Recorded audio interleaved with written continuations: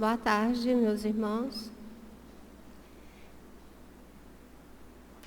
Então, vamos dando início ao nosso trabalho de estudo do Livro dos Espíritos, nessa tarde de domingo. E para iniciar, eu vou ler a mensagem recebida aqui na casa, na última terça-feira. Amados de minha alma, paz seja convosco. Fazei-vos instrumentos dóceis e pacíficos da sublimidade do amor divino que transforma julgamentos e críticas em indulgência. Na indulgência que acolhe e que seca as lágrimas.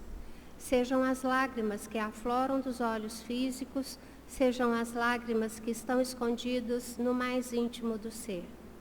Lágrimas que acusam, que torturam a consciência, que aprisionam. O Pai chama-vos a serem os intermediários do seu amor, da sua justiça, da sua misericórdia, olhando ao derredor e percebendo o quanto somos chamados a servir. Quantas e quantas oportunidades de ensinar o desprendimento, o desapego, as ilusões materiais. Quantos irmãos retornam enclausurados nas experiências materiais, torturados pela consciência, incapazes de perceber o chamado do Espírito Verdade, a ecoar nos seres. Mas está gravado na consciência, chamando aqueles que buscam a verdade. Meus amados, todo aquele que busca ser instrumento do Pai desperta para uma nova vida, um novo olhar, uma nova caminhada. São aqueles que carregam a sua cruz que se torna cada vez mais leve quando preocupam-se com as dores alheias. Amados de minha alma, o convite eterno se faz mais forte quando alcançamos a maturidade do ser espiritual. Que tenham força, coragem e, sobretudo, felicidade de serem instrumentos do amor, da misericórdia, de enxugarem as lágrimas, enxugando as próprias.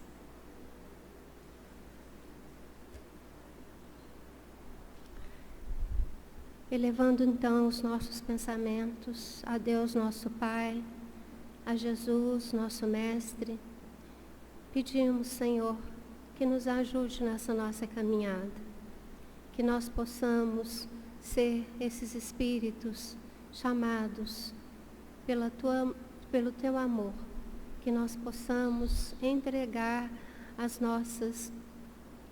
nosso carinho, o nosso amor a esses irmãos que tanto necessitam, como nós mesmos também necessitamos. Que a Tua luz nos esclareça, nos leve adiante e nos conceda a paz nos nossos corações. Que assim seja. Hoje, então, a Fabiana vai dirigir os trabalhos, a Denise vai fazer a leitura das respostas e, então, que a gente possa ter uma tarde proveitosa, uma tarde feliz e que a gente possa, então, ter a felicidade de poder contribuir com essa doutrina que nos ensina tanto. Que assim seja.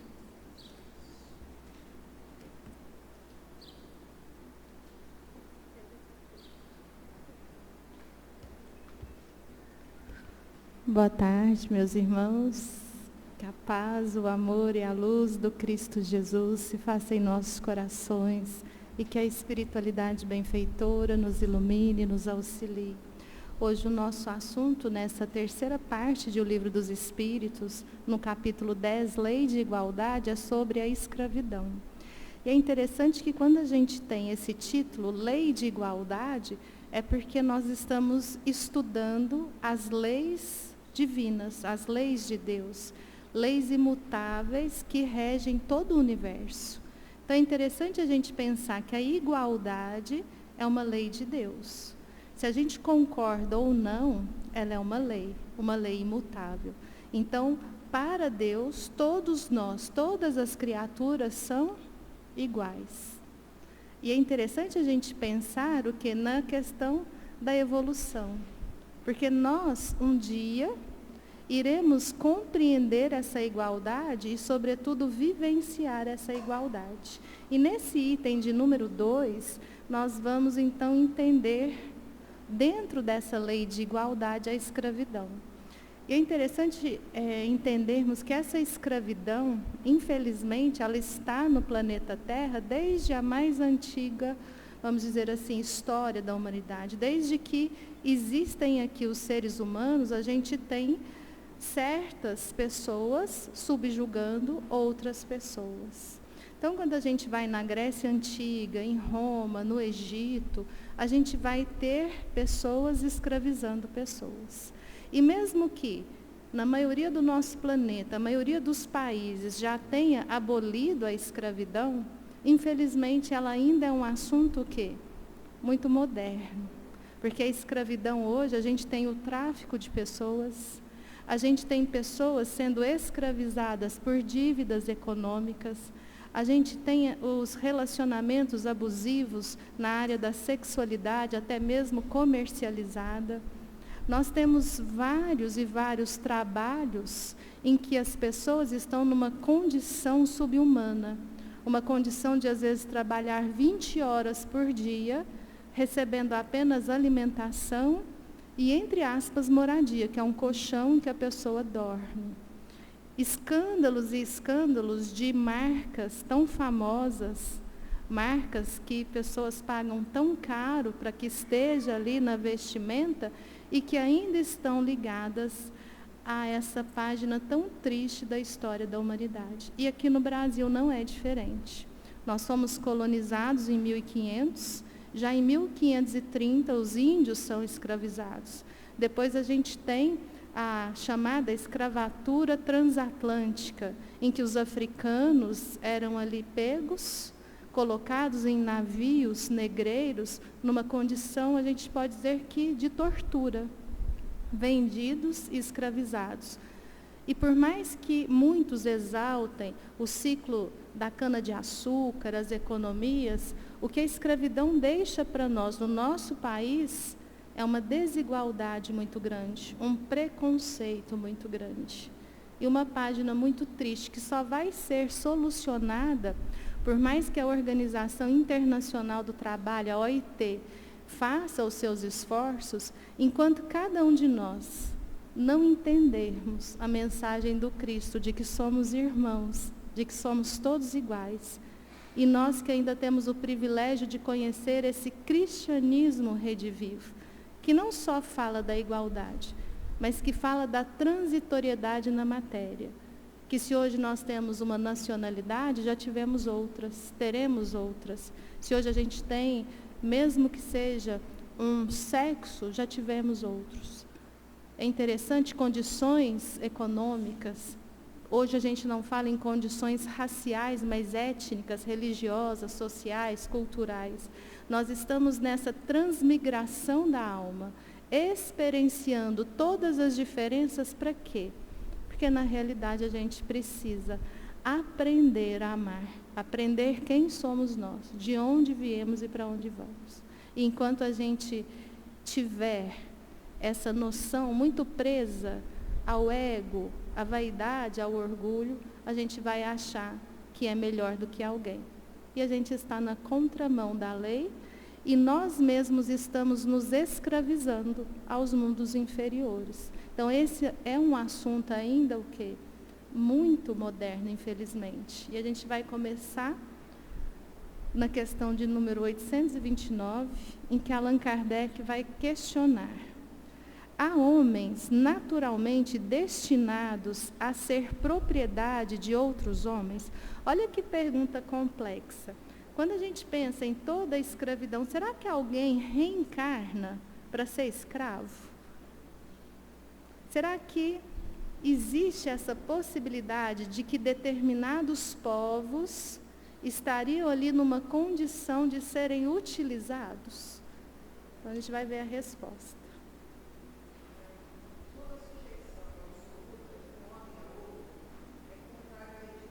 Então, toda sujeição, ela é contrária à lei de Deus. Então, todas as vezes que a gente escraviza alguém, a gente está agindo fora da lei de Deus. E aqui a gente coloca todo o nosso relacionamento, vamos dizer, quando a gente abusa do outro, quando a gente escraviza o outro, e aí a gente pode pensar em muitos também, o quê? Relacionamentos abusivos. Se a gente pensar na condição da mulher, que vem, claro, hoje já é bem diferente, mas quantas mulheres ainda, em quantas culturas, têm que se submeter, às vezes, a casamentos econômicos, em que ela vai ser o quê? Literalmente escravizada. Então, a gente vê que é muito amplo o assunto. Mas qualquer que seja o tipo desse abuso, dessa escravidão, é contrário à lei de Deus. E ninguém reencarna, vamos dizer assim, para ser escravo. Então por que acontece? Aí a gente tem que pensar no livre-arbítrio, em todas as construções, a nossa semeadura, a lei de causa e efeito. Nada que a gente passa é por acaso. Mas tudo que a gente passa é uma escolha nossa. E não no sentido de que Deus é que fez assim. Né?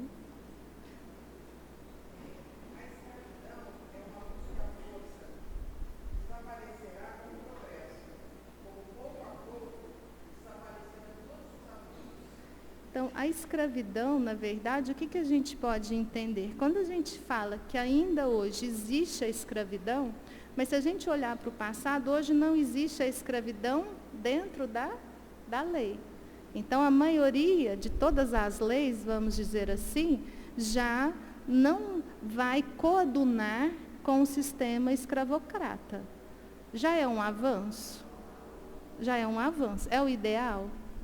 A gente está bem longe, mas é o que a gente vai entender. O que acontece? À medida que nós vamos progredindo, evoluindo intelectual e moralmente, o que acontece com a escravidão? Ela vai sendo página do passado, da história da humanidade, mas no sentido do passado. Porque nós vamos percebendo, quanto mais a gente tem esse conhecimento e essa moralidade, o abuso e o absurdo que é subjugarmos a quem quer que seja. Então é interessante que, quando a gente começa a entender o que os espíritos superiores sempre vêm nos alertar, é no sentido que, como que a gente resolve a escravidão? O primeiro passo é com quem? Com a gente mesmo. É essa transformação no sentido de destruir o ego e dar agora vazão à nossa essência, que é solidária, que é fraterna, que é entendermos que somos irmãos. Às vezes a gente fala tanto que Jesus veio e disse, amai-vos uns aos outros, todos nós somos irmãos, ninguém questiona, mas a gente não vive como irmãos. A gente vive muito mais como, às vezes, inimigos, como abusadores. Então essa transformação é um chamado íntimo. E à medida que a gente vai modificando, o que acontece? Um muda, outro muda, a coletividade muda. Quem não mudar não reencarna mais, porque a Terra vai ser um mundo de quê? De regeneração. Não vai haver mais esse sistema em que um quer abusar do outro. E aí a gente não tem mais o quê? Esse sistema tão triste. Esse sistema que demonstra única e exclusivamente a nossa egolatria. Então, quanto mais o mundo evolui, menos a gente tem ações contrárias à lei de Deus, contrárias à lei de liberdade e contrárias, de uma forma bem contundente, a um ser escravizar o outro. Pode ler, Nath? Peraí.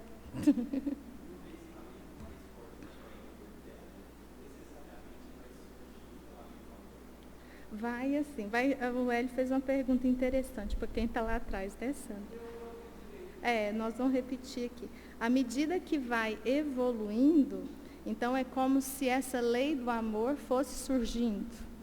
A gente não pode dizer que ela vai surgindo, mas à medida que existe a evolução, se existe evolução é porque os seres estão mais evoluídos. Então todos nós temos a centelha sagrada do amor. A gente pode dizer que a gente é amor? A gente é amor no sentido de perfectibilidade para atingir perfeição. E o grande ensinamento, nessa fase que nós estamos, que é a fase de humanidade, de humanização, é aprender a amar. Então, a cada encarnação, reencarnação, o que vai acontecendo com esse amor? Ele vai sendo mais vivenciado, a gente vai aprendendo, e aí ele vai o quê? Expandindo. Então há uma expansão, não que há uma modificação e nem que venha algo.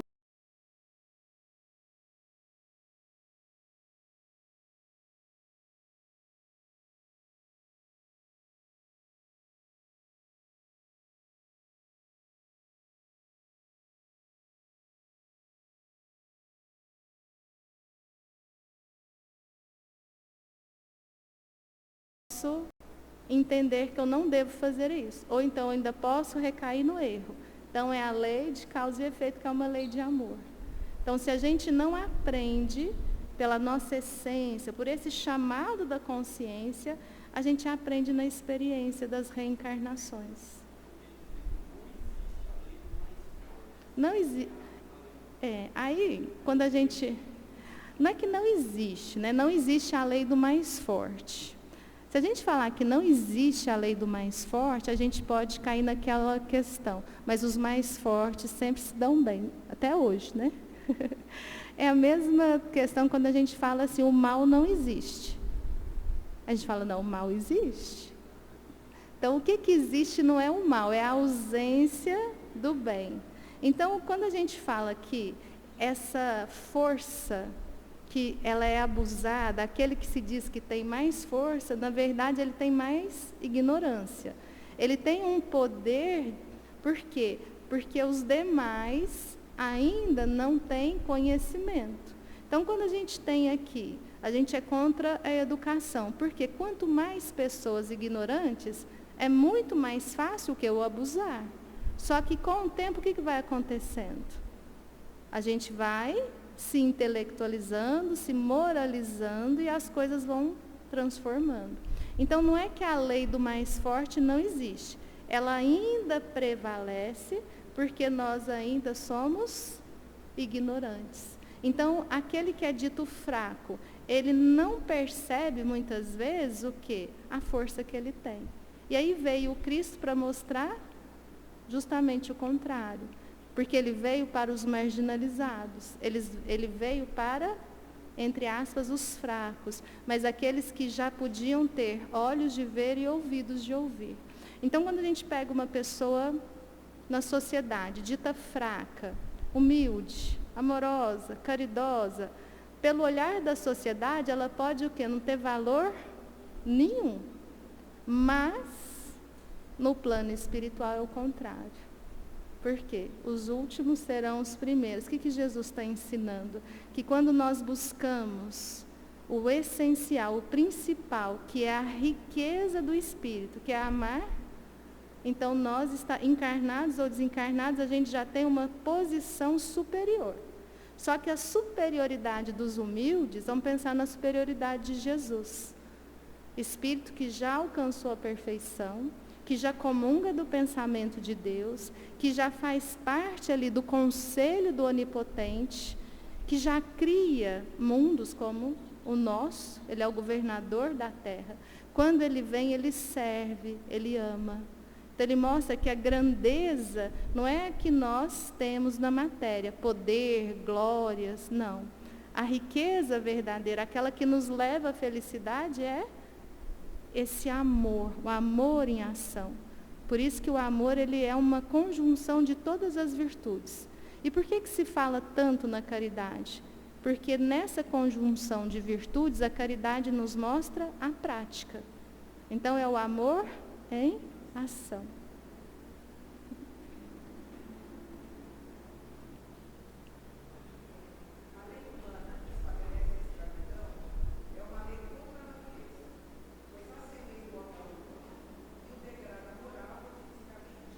Então, quando a gente tem uma lei que estabelece escravidão, isso aqui é Kardec que está falando para nós. O que ele vai concluir? Quando a gente escraviza, a gente ainda é o homem bruto. Quem é esse homem bruto? É o homem ainda primitivo, animalizado. É essa degradação moral e fisicamente. Como assim, moral e fisicamente? Se eu sou um ser degradado moralmente, Fisicamente, onde serão as minhas encarnações?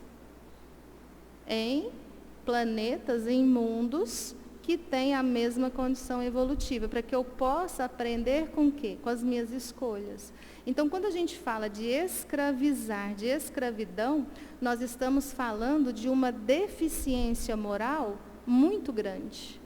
Não é qualquer deficiência, é uma deficiência dos brutos, ou seja, daqueles que ainda não têm nem mesmo, vamos dizer assim, o despertar para a essência espiritual. A gente não está falando de religião, a gente está falando de consciência. Porque as pessoas que já têm essa consciência, já buscam o quê? A prática na bondade. Vamos colocar a bondade aqui como esse símbolo de religiosidade, não de religião. Então, se uma pessoa ela é incapaz de prejudicar a outra, então vamos pensar, mesmo que a gente tivesse a lei da escravidão, sendo ali uma lei civil, então você pode escravizar. Mas você, como um ser que já tem uma certa moralidade, você, mesmo que seja lei, você já não pratica. Por quê? Porque aqui a gente está falando de evolução. Então, independente da lei dos homens, a gente tem a lei de Deus gravada na consciência. E aí, nós vamos ou praticar ou não praticar, muitas vezes pelos nossos interesses pessoais. Então, a gente ainda leva muito ali no pensamento das nossas ações aquilo que nos vai ser melhor. Isso aqui a gente já fala em quê? Em orgulho, em egoísmo, em vaidade, em marginalização, em preconceito. Então, independente de lei, quando nós buscamos no íntimo do ser a lei de Deus, mesmo que a gente não esteja pensando nessas leis como a gente está estudando, mas é o que? É natural na pessoa. Existem pessoas que já são boas, já são bondosas, que jamais vão cometer essas atitudes. E aí a gente tem que pensar, mas essa pessoa que hoje é boa, será que ontem ela foi assim? Então a gente está num processo, é isso que a gente tem que entender. Nesse processo, que é a questão do Hélio, num processo de amar. Amar como? Amar em plenitude. Para a gente chegar a amar em plenitude, a gente vai amando, vamos dizer assim, com o nosso esforço, com essa consciência que às vezes dói, através dessa lei de causa e efeito, onde a gente tem as consequências. A gente vai se norteando, a gente vai tendo experiência, aprendendo e evoluindo. Na questão de número 830, quando a escravidão pertence aos costumes de um povo, são repreensíveis os que a praticam, nada mais fazendo do que seguir um uso que lhes parece natural? É o que a gente acabou de falar. Então, aqui a escravidão, ela pertence a... Vamos pensar que a gente aqui, todos nós hoje, a gente é um certo povo. Então, entre nós aqui, a escravidão é uma prática o quê? Natural e consciente.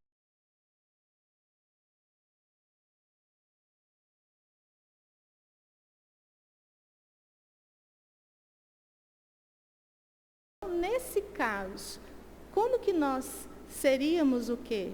Responsabilizados. A gente seria responsabilizado? Seria, né? Mesmo sendo um costume. Isso aqui vocês podem pôr estrelinha. O mal é sempre o mal. Por mais que a gente fale, olha, mas eu cometi aquele mal porque era permitido, porque as pessoas estavam cometendo, a maioria fez isso. Pode ser verdade, mas se a maioria fez e eu fiz também, quem que vai ser responsável pelo mal que eu fiz? Eu mesma. Eu vou ter a consequência, de acordo, claro, com a minha intenção.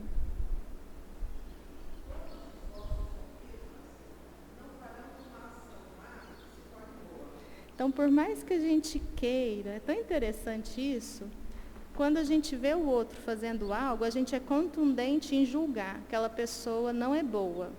A gente não fala assim, né? A gente fala várias coisas, né? Vários adjetivos da pessoa. Mas quando eu faço o que a pessoa faz, no meu caso é diferente. Porque eu tenho motivo, eu tenho as minhas dores, eu tenho meus traumas, né? A gente tem muito trauma. Então, de repente, a vida, né? A gente começa a falar, a vida me trouxe até aqui. O que a gente está fazendo? A gente está querendo disfarçar o mal. No outro a gente não disfarça, mas na gente a gente encontra motivo para praticar o mal.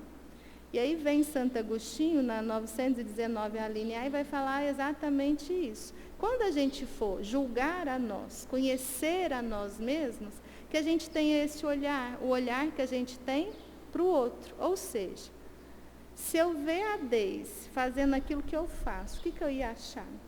A Deise não, que ela é minha amiga, né? A gente também tem mania de ter 2 pesos e 2 medidas, né? Então vamos pensar uma pessoa que eu não gosto. Aquela pessoa que você implica com a pessoa, qualquer coisa que a pessoa faz, você já critica.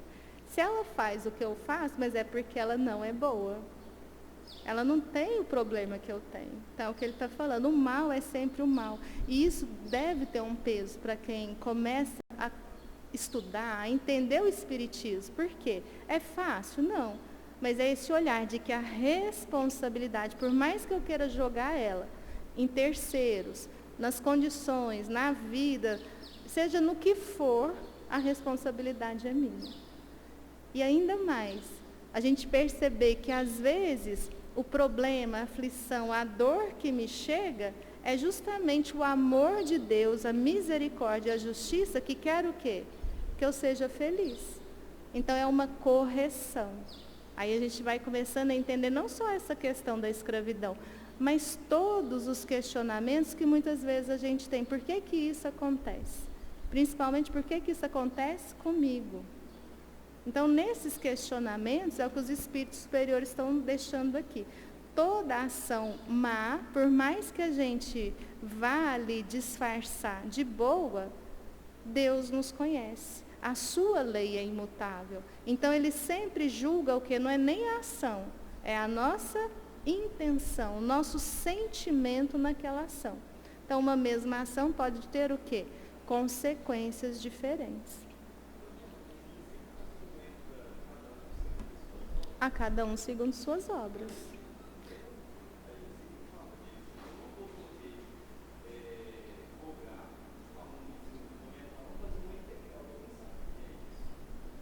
Um aluno o quê?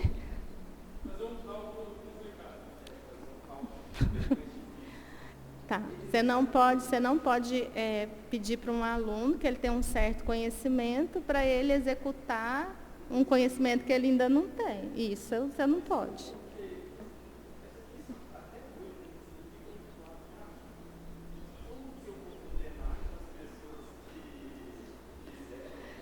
Primeiro, você não vai condenar ninguém. Não julgueis para não ser julgados. Então, você não condena ninguém. Tira a condenação.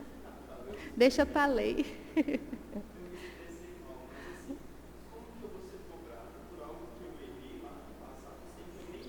Você não vai ser cobrado por algo lá no passado que você não tinha conhecimento. Porque é de acordo com a intenção. O que é essa intenção? Então, vamos supor que nós dois hoje, a gente vai cometer um assalto. Você está indo, você não tem conhecimento que aquilo vai ser uma ação ruim. Eu estou te enganando. Então, eu estou usando da sua boa vontade. Então, eu vou falar, olha, nós vamos ali, a gente vai fazer uma brincadeira, a gente vai chegar ali, vai tirar as coisas, e você vai tranquilamente. Então, você tem a responsabilidade de ter aceitado ir, mas você não tem a responsabilidade que eu tenho, por quê? Porque eu já tenho conhecimento do que eu vou fazer. Eu tenho conhecimento que é um mal, você não. Então, a cada um, segundo as suas obras. A obra pode ser a mesma, mas eu tenho a responsabilidade e você tem outra. Por isso que quando a gente fala do julgar, esse julgamento divino, ele é perfeito. É diferente do nosso. Então, quando a gente pensa lá no passado, em ações que a gente já fez, vamos pensar de crimes hediondos. Já fiz um crime hediondo. Qual que era a minha condição? Então, se eu já arrependi, já espiei, já reparei, ou eu ainda nem arrependi. Então, isso tudo vai o quê? Sendo calculado por essa justiça divina para cada um de nós. Ela é individual. Então, quando a gente tem esse a cada um segundo as suas obras, vai levar em conta a inteligência, a intelectualidade e a moralidade. Quanto mais conhecimento, mais responsável nós somos. Então, se a gente que está estudando as páginas do Evangelho, o livro dos Espíritos, esse Consolador que Jesus nos promete, que a gente está com ele nas mãos, a gente vai conhecendo a lei. Aí a gente pode questionar, mas ela não está gravada na consciência? Sim, mas até hoje a gente tem o quê? Dificuldade, não é de acessar a consciência, é de concordar com ela. Então ela me fala algo e eu vou fazer de conta que ela não existe. Eu sei que aquilo é errado, mas eu quero fazer, eu quero tentar. Porque se der certo, aí eu posso ser poderosa. Mesmo que seja uma existência, eu vou mandar e desmandar. Então eu não tenho conhecimento ainda, eu tenho uma forma de ter a consequência. Mas se eu tenho conhecimento, eu já sei, aí a consequência ela é mais profunda. Deu para entender?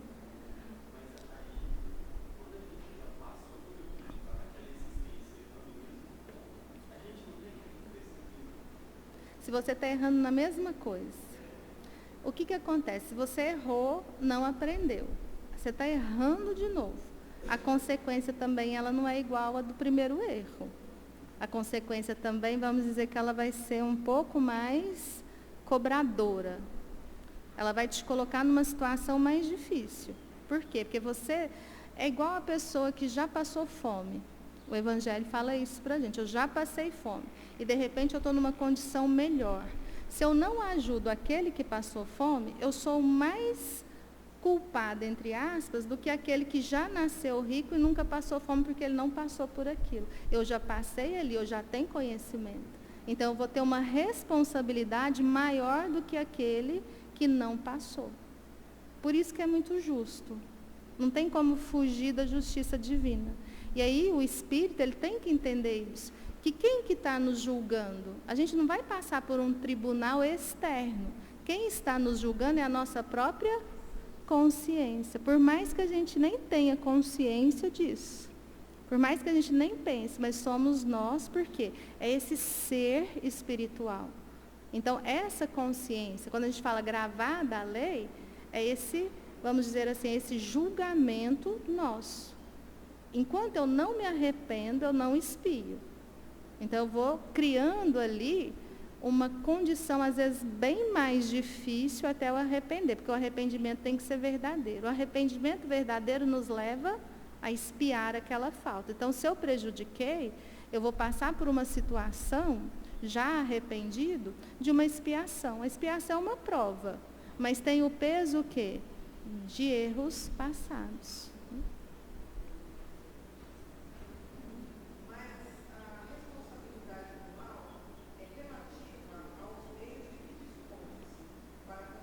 É o que a gente está falando aqui. Então, assim, a responsabilidade, ela vai ser sempre o quê? Relativa ao meu progresso. Então, quando eu falo meu progresso, é no sentido de inteligência e moralidade. Então, se eu conheço e erro, eu tenho uma responsabilidade maior. Se eu ignoro, eu tenho responsabilidade. Não é que o ignorante não no sentido pejorativo, né? Não que ele não tenha responsabilidade, ele tem, mas condizente com... Quando a gente fala essa intenção, é o sentimento com que nos é levada a uma ação. E esse sentimento vem de onde? De toda a construção desse ser. A gente não vai fazer, por isso que quando a gente fala da obsessão, o obsessor não tem como nos forçar a realizar algo que a gente não faria. Então, a gente tem sintonia com ele. Às vezes, a gente está até passando por uma tentação, a gente não quer aquela prática. Mas se ele vem com esses pensamentos e eu vou e faço, a culpa é dele? É minha, a escolha é minha. Ele vai ter responsabilidade? Vai, porque ele está agindo no mal. Mas isso não exime a minha responsabilidade de ter ido lá e feito, porque eu poderia não ter feito.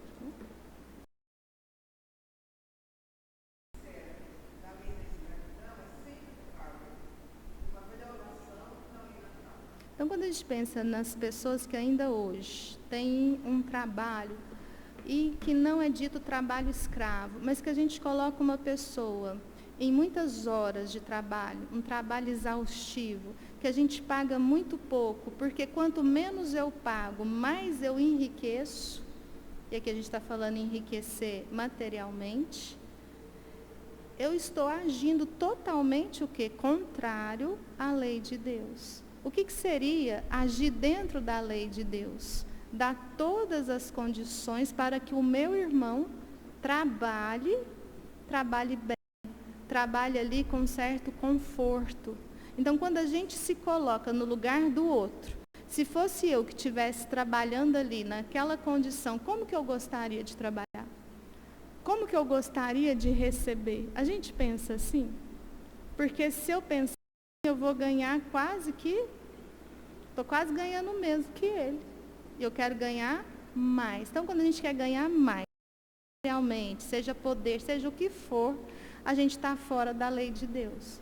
Porque a lei de Deus é de igualdade, fazer ao outro aquilo que eu gostaria que fosse feito a mim.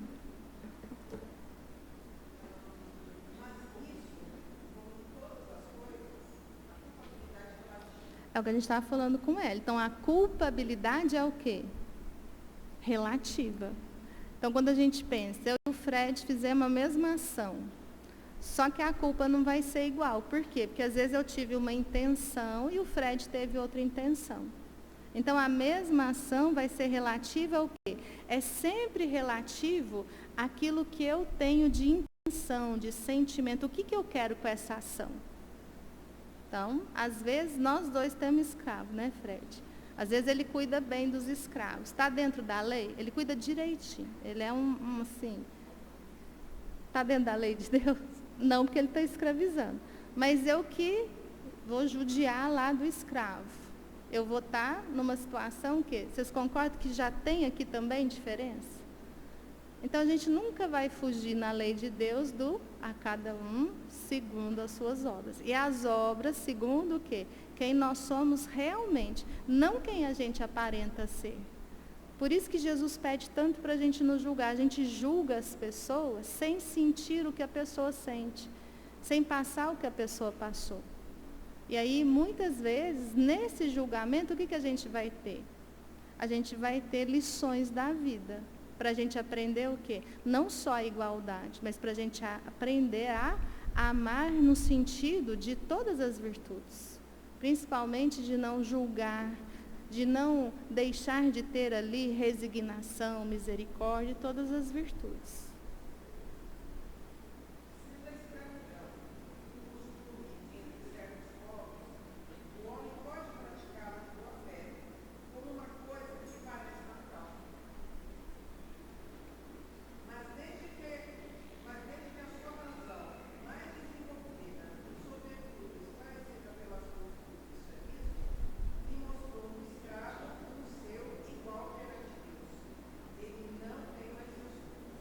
Então, todos nós que nos dizemos cristãos, cristão e espírita é uma só e a mesma coisa. Então, quando a gente tem esse conhecimento, só esse conhecimento de que todos nós somos irmãos em Deus Pai, em que todas as criaturas são iguais. Se eu ajo com desigualdade, seja no que for, eu estou transgredindo a lei de Deus. Mas eu estou transgredindo a lei de Deus já tendo conhecimento. Aí vem a responsabilidade. Porque se eu sei e faço, eu sou mais responsável. Um exemplo, quando a gente fala igualdade, solidariedade, fraternidade, o que muitas pessoas já vão olhar, qual o olhar que tem para nós? Muitas vezes de subversivos. Qual era o olhar dos poderosos naquela época para Jesus? Era um olhar de bondade? Um olhar, nossa, que ser de luz esclarecido? Não, ele veio mexer o quê? Com as bases desse apego material, não é só uma pessoa querer subjugar a outra. Quantas guerras a gente ainda tem? Pessoas que são cristãs e escolhem lados na guerra. Eu estou do lado desse ou do lado daquele. Esse é seu irmão? E aquele não é também? Então, como que você tem lado? Como é que você escolhe um lado? Direto.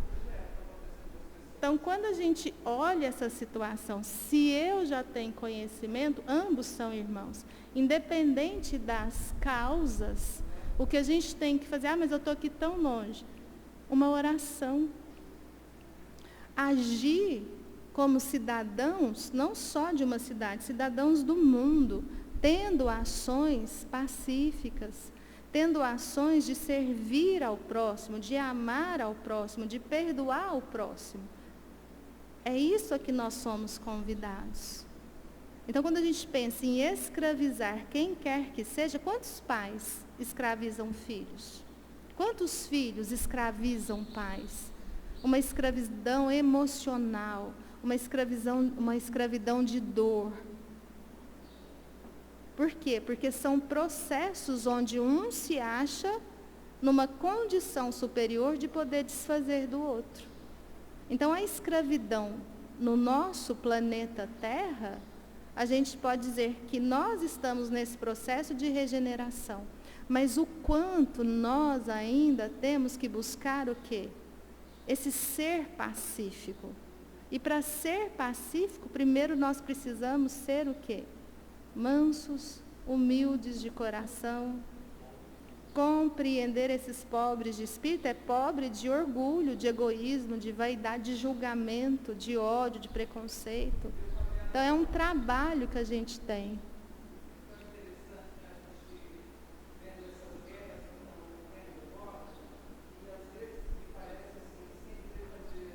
Apologia.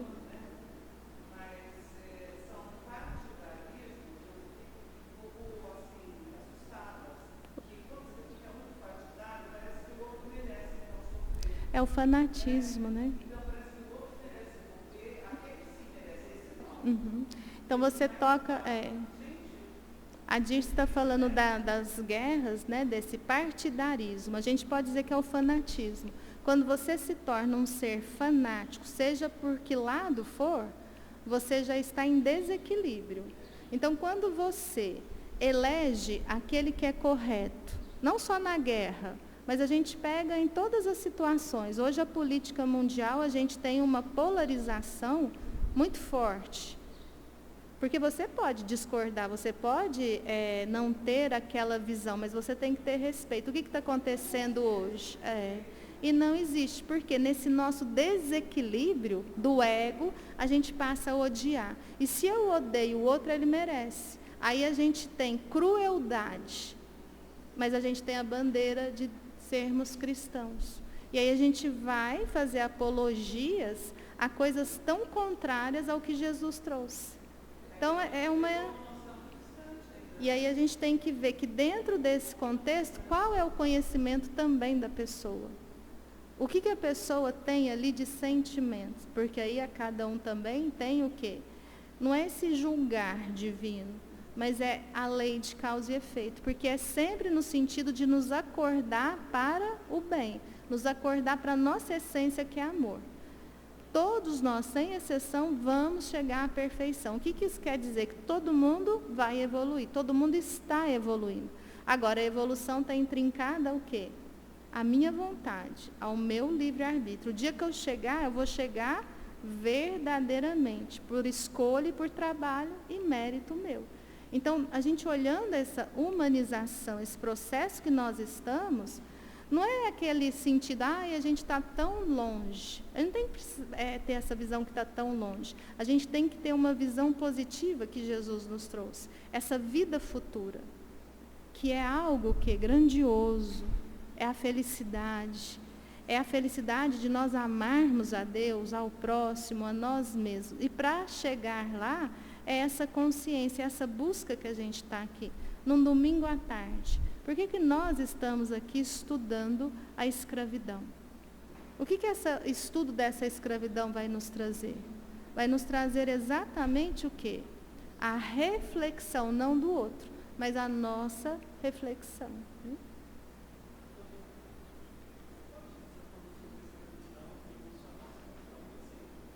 Uma escravidão emocional. Por exemplo, eu sei que você tem, às vezes, um perfil de muita carência. Eu já tenho uma astúcia, uma inteligência muito grande.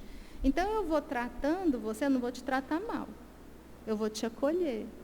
Eu vou ali fazer com que você vai dizer assim, ai, Fabiana me ama tanto, ela não deixou conversar com ninguém.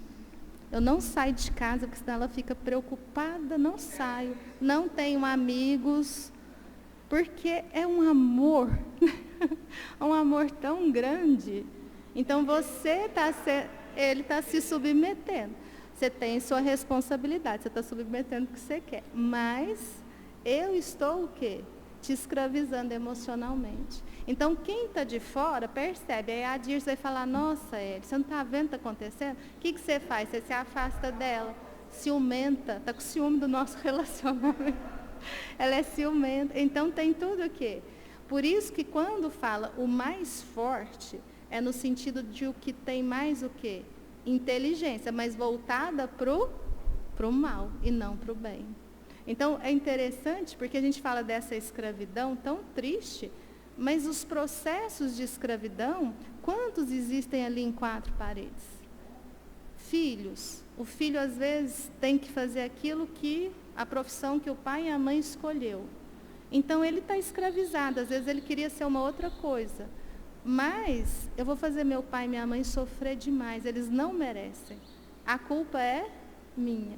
E essa culpa que a gente gera imagens tão fortes que a gente não é merecedor, que a gente nunca vai atingir um objetivo. Que a hora que a gente estiver chegando, a gente vai pensar, não, mas eu não mereço. E aí são muitas escolhas, o quê? Escolhas erradas. Mas porque a gente ainda não está buscando conhecer a si mesmo. Quando a gente pensa, quando a gente entende que a gente é filho de quem? De Deus. Inteligência suprema, causa primária de todas as coisas. Que o objetivo que Ele deu para nós, qual que foi? Nada mais, nada menos de que sermos perfeitos, sermos felizes. E para isso a gente tem que conhecer aquilo que nos impede. Aí a gente denomina, a gente faz uma lista com o nome de pessoa, de situação, que se eu ganhasse na Mega Sena, eu não ia estar nessa situação, né? Se aquela pessoa sumisse da minha vida, eu não estava nessa condição. A gente vai enumerando o que está fora. E aí a gente vai tendo consequências difíceis, até que a gente fala, não, peraí, deixa eu começar a entender que o grande inimigo está onde? Está aqui. Aí sim a gente começa, o problema pode até ser o mesmo, mas você vai agradecer, fala, nossa, graças a Deus, eu estou tendo a oportunidade de reparar isso aqui. Se eu for reparar, então eu vou dar um passo adiante nessa minha felicidade. Então a gente fica mais tranquilo, mais simples, deixa tanto esse apego à matéria, esse apego ao que vão pensar de mim. O importante é o que nós pensamos de nós. Quem eu sou de verdade? Será que a gente é de verdade ou a gente é uma construção para agradar os outros? Isso também é uma forma de escravidão emocional. Então a gente vai se libertar. E para a gente se libertar, a gente tem que libertar os outros. Tem que entender que todos nós, por mais que a gente evolua individualmente, a gente precisa uns dos outros. A gente precisa dessa coletividade. A gente precisa amar esse irmão, seja ele quem for. E aí, quando a gente tiver bastante coragem, a gente vai querer amar a famosa pedra no sapato, né? Aí, quem sabe, a gente vai para a regeneração. Então, vamos pensar nessa escravidão que, infelizmente, não é página do passado. A gente vive uma forma de protesto. Se eu sei que a marca tal, mas ela é tão boa, né? Mas se eu sei que é trabalho escravo, eu tenho que fazer o quê? Aí cada um pensa, né? A gente não...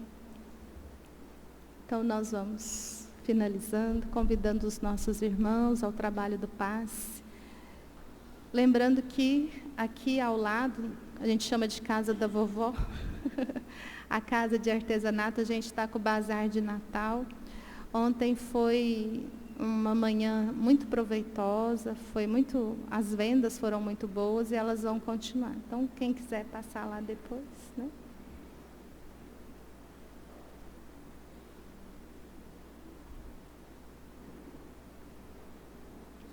E vamos, nesse instante, fechando os nossos olhos, agradecendo ao Mestre Jesus por esses momentos em que estamos diante desse Consolador, dessa doutrina que nos faz refletir na lei de Deus, na lei do amor, e nos leva a refletirmos na nossa transformação. Auxilia-nos, Mestre, a sermos verdadeiramente melhores hoje do que ontem, e que amanhã estejamos melhores do que hoje. Que seja um contínuo essa busca por sermos seres mais humildes, mais mansos, mais piedosos e justos. E assim, lhe rogamos nesse momento, que durante a oração que nos ensinastes, as águas sejam magnetizadas, tanto as que aqui estão, como aquelas que estão nos lares, em locais distantes, que a tua espiritualidade benfeitora transforme cada uma no bálsamo, que nos traga saúde ao corpo e à alma. Rogamos também o tratamento espiritual do passe para os nossos irmãos que aqui não estão. Pai nosso, que estais no céu, santificado seja o vosso nome. Venha a nós o vosso reino, seja feita a vossa vontade, assim na terra como no céu. O pão nosso de cada dia dá-nos hoje.